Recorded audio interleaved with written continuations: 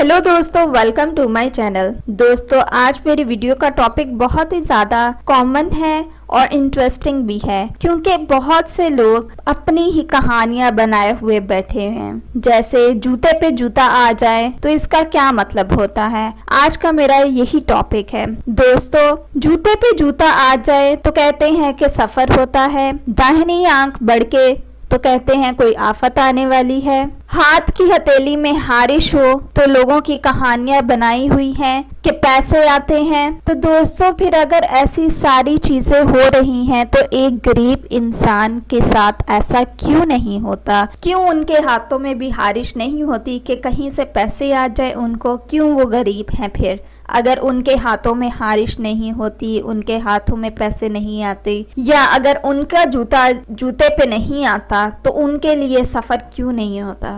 तो दोस्तों, ये सारी कहानियां बनाई हुई हैं, ऐसा कुछ नहीं होता।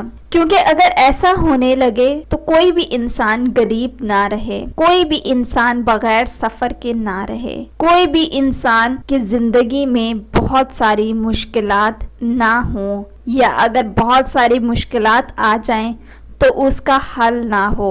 तो दोस्तों, ऐसा कुछ नहीं है, ये सारी कहानियां बनाई हुई हैं। इसके लिए बहुत सी दुआएं, बहुत से वजीफे हैं। आपको चाहिए कि आप लोग उन वज़ाइफ को पढ़ लिया करें, उन दुआओं को पढ़ें, ताकि आप इस तरह की बनाई हुई कहानियों से दूर रहें और इन सारी चीज़ों से, इन सारी मुसीबतों से बच सकें। दोस्तों, ये थी आज की मेरी इन्फॉर्मेशन, मेरी वीडियोस और मज़ीद वीडियोस के लिए हमारे चैनल को सब्सक्राइब करके जल्दी से बेल आइकन के बटन को प्रेस कर दें।